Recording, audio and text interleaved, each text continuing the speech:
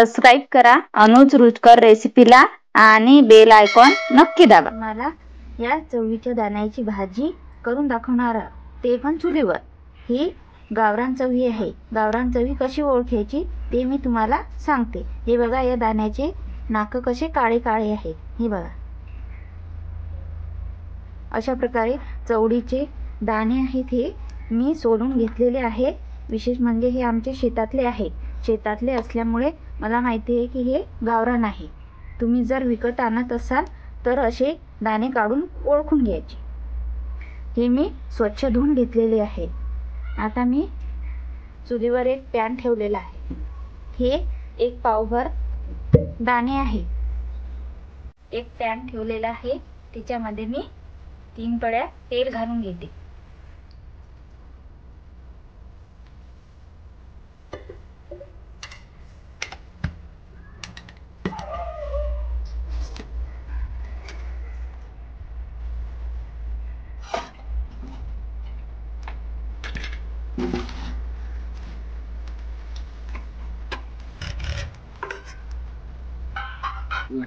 तेल छान आपलं तापलेलं आहे। त्याच्यामध्ये 1 चम्मच मोहरी,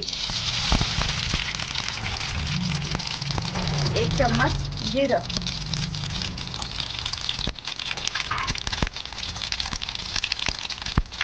7-8 लसूण पाकळ्या, त्या लसूण पाकळ्याचे तुम्ही तुकडे करून घेतलेले ते घालायचे। आणि 8-10 हिरवी मिरची, त्याचे पण मी बारीक तुकडे करून घेतलेले ते पण त्यात घालून घ्यायचे आणि छान याचं परतून घ्यायचं। हे बघा, आपलं हे छान झालेलं आहे। त्याच्यामध्ये मी हे दाणे टाकून देते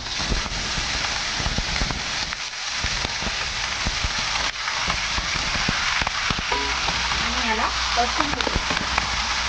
आपण ही भाजी चुलीवर करतो, तो चुलीवर जाळ हा कमी जास्त लागतो।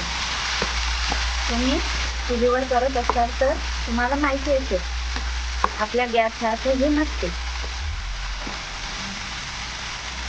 आता याच्यामध्ये मी पाणी टाकून घेते। जेवढे आपले दाणे शिजतील तेवढंच पाणी घालायचं। आता मी याच्यामध्ये एवढं पाणी घातलेलं आहे। याच्या खाली जाळ लावते आणि हे भाजी छान अशी शिजवून घेते। अर्धा चम्मच हळद पावडर। आता याच्यामध्ये मी चवीपुरतं मीठ घालते आणि हे बारीक चिरलेली कोथिंबीर घालते।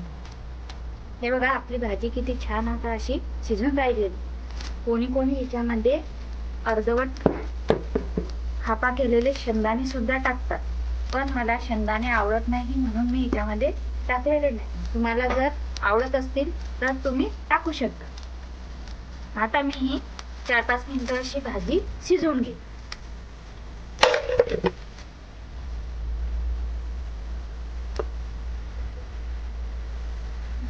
हे बघा, आपली ही भाजी छान अशी शिजलेली आहे आणि ही भाजी विशेष म्हणजे अशी कोरडी कोरडीच करायची। याच्यामध्ये तुम्हाला जर वाटत तुम्ही याच्यामध्ये थोडं पाणी ठेवू शकता, पण हे कोरडी कोरडी खायला छान लागते।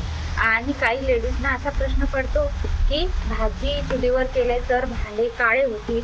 विशेष म्हणजे लोखंडाच्या भांड्यात केली तर लोखंडाचे भांडे लवकर निघतात आणि जास्त काळे पण दिसत नाही।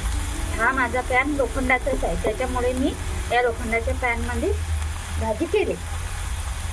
आता ही भाजी टाकली तेव्हापासून तिला शिजेपर्यंत 10 मिनिटं लागली। आता एका बाउल मध्ये काढून घेते।